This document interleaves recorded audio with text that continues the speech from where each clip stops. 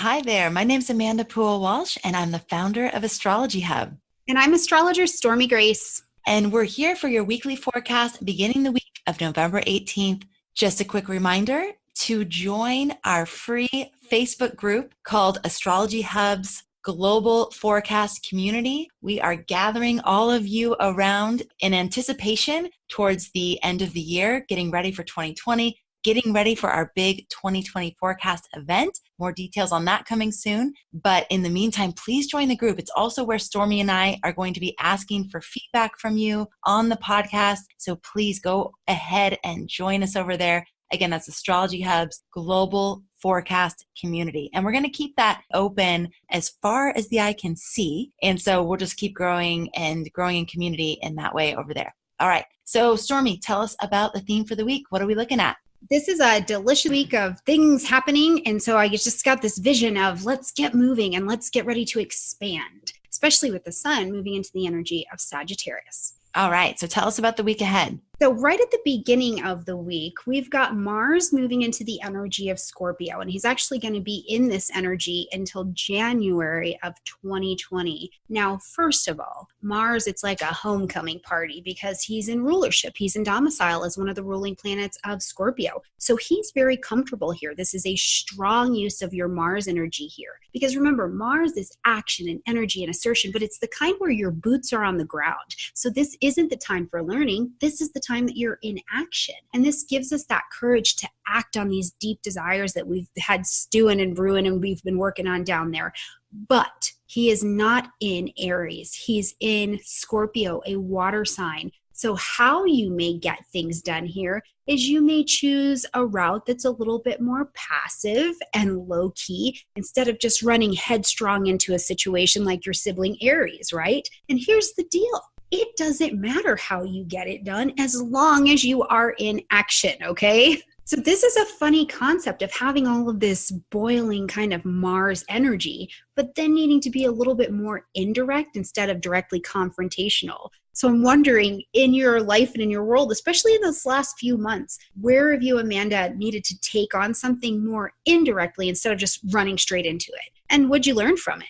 Wow, this is a big one for me because I have the Aries South node, so my default mode is to kind of just like go for it. One of the things I've realized though is that when you do that, you sometimes miss the gift of other people's input before you do it. You know what I'm saying? So like you can have an idea, or I'll just speak for myself. I might have an idea, but instead of like announcing what we're going to do or just making a declaration of what's happening, it's more like holding the idea, but then putting it out there and asking for feedback or, like not being the first one to have the answer all the time. So this can be really challenging. The other thing I've noticed is my ability to work with Scorpio energy has definitely matured, which I'm very happy about because my North Node's in Libra, but in the 8th house. So that ability to look below the surface. It used to be, if you didn't say something directly to me, I had no clue that you might be thinking it. I'd just be like, well, she didn't say it. Like, I don't know, or, he didn't tell me directly. So I didn't realize, but now I'm realizing that sometimes people don't say things, even if they're thinking them, and that I might actually have to ask some questions and maybe consider like, I'll give you an example. There is a beautiful, amazing Scorpio on my team at Astrology Hub. And she'd been working really, really hard. And she's the kind of person that would work really hard and never say anything. And I had the moment of like, okay, she's probably not going to tell me that she's working hard, probably where this is going to go. And she's not going to request more money or anything. Probably where this is going to go. She's going to work herself into the ground. And then, months from now, I'm going to find out that she's been, doing this and maybe even resentful at that point. So maybe I should hit that like proactively before we get there. Before we get there, just bring it up, say, hey, I've been noticing that you've been working really hard and more than what we talked about in the beginning. So do we need to make some adjustments to our agreement? And so it's just, for me, it's like, that was kind of head on, but it was also looking beneath the surface in order to get to a place where I could be head on about something that I probably wouldn't have had any clue about before. Does that make sense? Yeah, absolutely. No, my Scorpio energy sits in my 3rd house and my Mercury energy sits in my 10th house. So I am very direct. I have had to have the experience of talking to people and interacting with them and going, oh, they need a softer approach. We can still do business, we can still have a chat here, but the other half of communication is that it also has to be able to be received. And so I have learned a lot. Like you said, I feel like that Scorpio energy has matured for me as well, just in that experience of, yeah, it's not always just head straight on in. Sometimes the indirect approach is absolutely effective. Well, and how beautiful that knowing what we know about our charts, and I'm sure many of you out there can relate to this, enables us to actually choose a different approach. Like it's like, hey, this is my default mode. This is like where I'm natural, where I want to go, just my tendency, but I don't actually have to do that. I could choose to engage and interact with people in a different way than the way that I'm, quote unquote, wired. It's absolutely brilliant. So thank goodness for growth and expansion, right? Because that's what we're doing. We're expanding this week. All right. So let's talk about the week ahead. Awesome. So that energy is going to carry over well into Tuesday. So just pay attention to that. And that leads us up to Wednesday when Mercury comes direct. Yay, 11 degrees of Scorpio. So map that out on your chart. And this is phenomenal. I always love the direct energy. It's a big deal when the planet is stationing one way or the other. So you could still have miscommunications and all kinds of weird happening on this day. Just be mindful of it. But ultimately, things are going to get back on board. You can travel, you can sign those contracts, make that big investment. But the thing I always try and teach the people I work with to remember is that just because Mercury is coming direct today does not mean he's ready to party. Right? Like he's been asleep. He's got to have a cosmic latte and get his life together before he's over here just throwing you blessings. Okay, so just give him a day or two because it will be more beneficial to you. But again, as he does come direct, any conversations that have to do with romance, finance, or your healing will get his blessing moving forward for you to be able to actually take action and make decision on. So enjoy that on Wednesday and Thursday.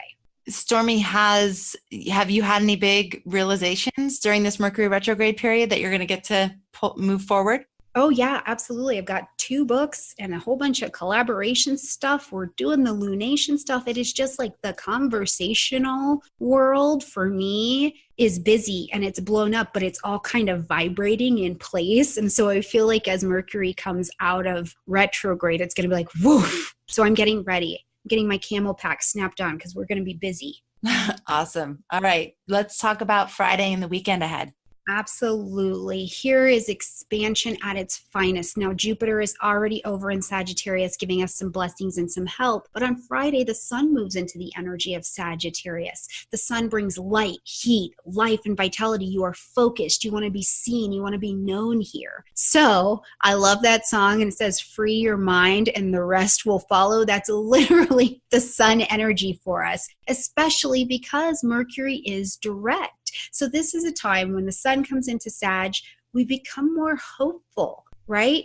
We become more open-minded and flexible. We're ready to expand our horizons. It's a much lighter energy than that Scorpio energy was. But what Sag ultimately wants to do and build on what you've been working on is to go gather the information or share information, right? If you figured out that, oh, I need to learn how to do fill in the blank, if that's what your retrograde time showed you or this last season, you get to go out now and expand and get the information that you need. Go get the experiences that you need. We learn, we teach, and we grow under this energy. But again, it takes action. Sag is a fire sign. You got to get moving. So as we roll into the weekend, though, we've got flashes of just happiness and luck and all of that good stuff with the sun in Sagittarius, but we also have a little warning of maybe some danger at the same time. So let me walk you through that. Now, Saturday and Sunday, respectively, first of all, Venus and Jupiter are going to come into a conjunction, and this is just, oh, happy day. This is the 2 benefic planets. They're together, holding hands. The world is right.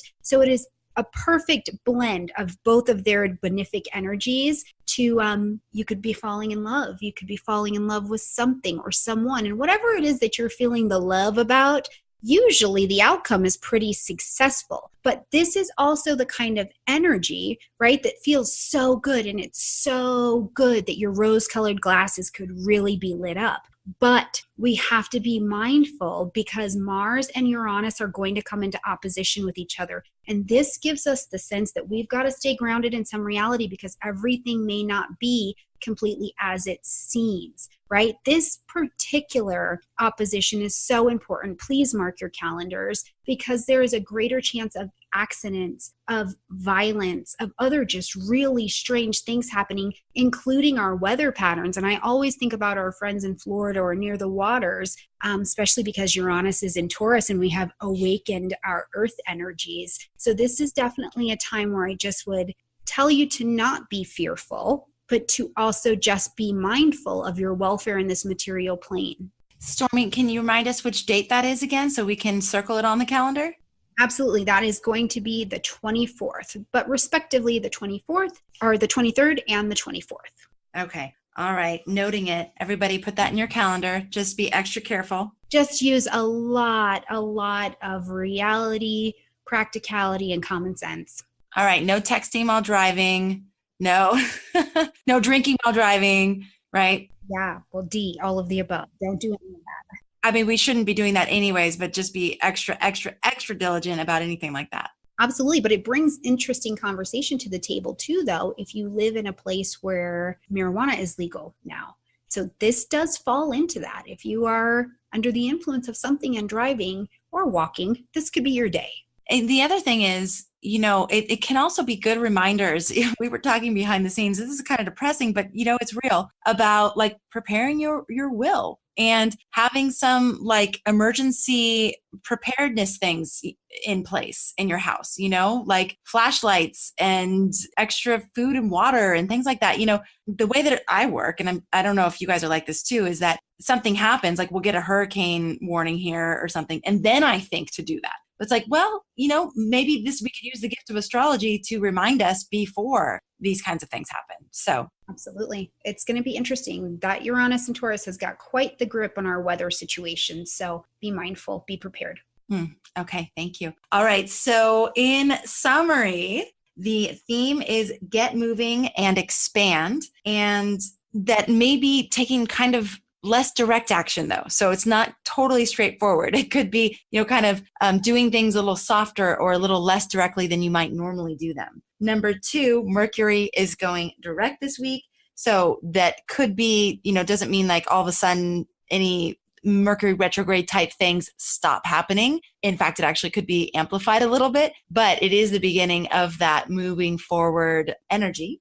And then number 3, the sun is moving into Sagittarius. I love that you brought up that song, For Your Mind, and the rest will follow. We can just use that as our mantra for this next time ahead. And then number 4, even that we have For Your Mind and the rest will follow, and we have this like real happy, lovey kind of energy, there's also this little bit of like danger on the horizon. So just be careful. Know that you might be wearing rose-colored glasses and seeing things like overly optimistically. Just be aware. And that doesn't mean that things can't be great and really good. It's just having that awareness of like, am I being realistic? Am I, am I being even dangerous or reckless? And so thinking about those kinds of things and being very aware.